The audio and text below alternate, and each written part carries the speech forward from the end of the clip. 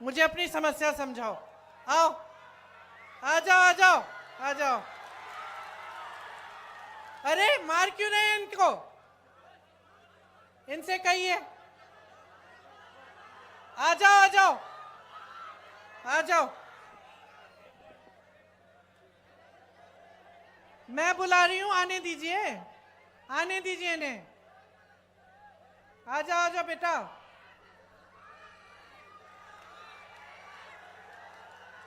आ जाओ, शाबाश। आओ, ऊपर आओ। उसको पकड़ो मत। अरे कुछ नहीं, आने। इधर आओ। नाम क्या है तुम्हारे? आसिफ खान। ये देखो, ये है आसिफ, ये बिहार का नौजवान है। लड़ लड़ के वहां से आया मुझे अपनी समस्या बताने के लिए।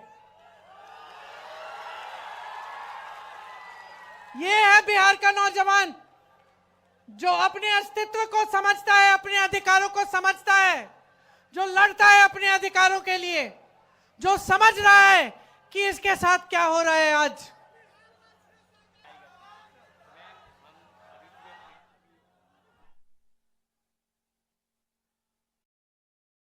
सुनिए, ये क्या बता रहे हैं मुझे कि इनके भाई ने नीट का एग्जाम दिया और उनके जैसे जो अभी एसएससी का एग्जाम, एसएससी का एग्जाम हुआ, उन्होंने, काफी नौजवानों ने वो एग्जाम दिया और ये मुझे बता रहे हैं कि जिस तरह से रिजल्ट आ रहे हैं उससे दिख रहा है कि फिर से पेपर लीक हुआ है। कह रहे हैं कि जब प्रदर्शन करने गए, अपने अधिकार मांगने गए, तो इनको पुलिस ने पीटा, कि प्रशासन ने दबाने की कोशिश की। जैसे यहां पे जब अपनी बात करने लगे तो आपने इनको रोका। पुलिस वाले मेरे साथी हैं। आपकी गलती नहीं है, आपकी गलती नहीं है, आप अपनी ड्यूटी कर रहे हैं।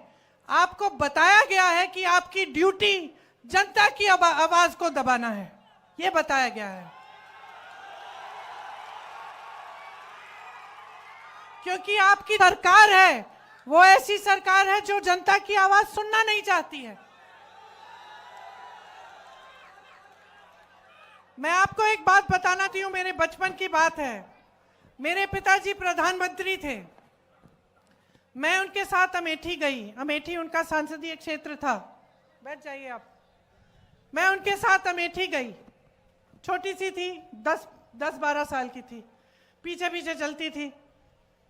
हम एक गांव में गए और मैं अपने पिता से डरती थी क्योंकि मेरे पिताजी वो मतलब नियम के आधार पे चलते थे। हम कुछ गलत वलत करते तो खूब डांट खाते थे। पिताजी गांव के अंदर गए, मैं पीछे पीछे गई और एक महिला बड़ी जोर से उनको डांटने लग गई। मैं डर गई। मैंने सोचा ये महिला कैसे डांट रही है मेरे पिताजी को। अब आप सोचिए, मेरे पिताजी प्रधानमंत्री थे, गांव के अंदर गए, गांव की महिला ने उनको खूब डांटा कस के। क्यों? क्योंकि भैया तुम 7 महीने पहले आए थे, तुमने हमें कहा था कि यहाँ पे नल लगवाओगे। 7 महीने निकल गए हैं, तुम हमारे सांसद हो, तुम प्रधानमंत्री हो, अभी तक तुमने नल नहीं लगवाया। डांटा उन्होंने। तो मैंने सोचा, मैं छोटी सी थी, मैंने सोचा तो भैया अब तो पिताजी डांटेंगे, तो मैं और डर गई।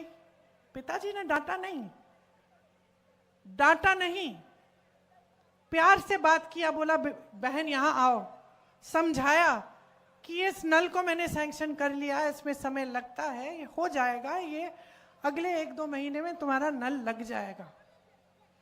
जब हम गाड़ी में बैठे, मैंने पिताजी से पूछा कि पिताजी तुम्हें इस गांव की महिला ने बहुत डांटा, आपको गुस्सा नहीं लगा, गुस्सा नहीं चढ़ा?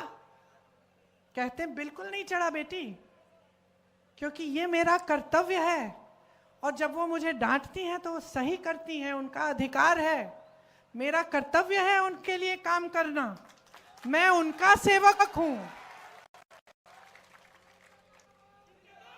तो अगर सरकार, देखिए मैं अपने पिता की प्रशंसा नहीं करने के लिए यहां खड़ी हूं, मैं आपको एक बात बता रही हूं, साधारण बात। कि उस समय बड़े से बड़े नेताओं की क्या मानसिकता होती थी। अगर जनता की समस्या है, इस लड़के की कोई समस्या है, इसके साथ गलत हो रहा है, ये प्रदर्शन कर रहा है, अपना अधिकार मांग रहा है, तो ये तो हमारी लोकतंत्र की सबसे बड़ी देन है, सबसे बड़ी मजबूती है, सबसे बड़ी शक्ति है। नेता को इसके सामने झुकना चाहिए, नेता को कहना चाहिए कि हाँ, हम तुम्हारी समस्या को का समाधान करने की कोशिश करेंगे।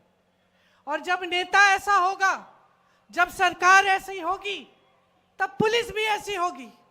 तब पुलिस आपको पीटेगी नहीं, तब पुलिस और प्रशासन भी आपको पीटेंगे नहीं, वो करने देंगे प्रदर्शन, खड़े रहेंगे। आप अपना प्रदर्शन करेंगे, वो खड़े रहेंगे, आप प्रदर्शन करके घर चले जाएंगे। तो इनकी गलती नहीं है, ये भी अपनी ड्यूटी कर रहे हैं, क्योंकि इनकी सरकार इनको कह रही है कि जाओ दबाओ इस प्रदर्शन को। तो समझ लीजिए कि बदलाव आपको हर स्तर पर चाहिए, आपको हर स्तर पर लाना है। आपको मानसिकता का बदलाव चाहिए, आपको सरकार जैसे चलती है उसमें बदलाव चाहिए, आपको भ्रष्टाचार खत्म कराने के लिए बदलाव चाहिए, आपको विकास लाने के लिए बदलाव चाहिए, आपको अपने भविष्य को मजबूत बनाने के लिए बदलाव चाहिए। बदलाव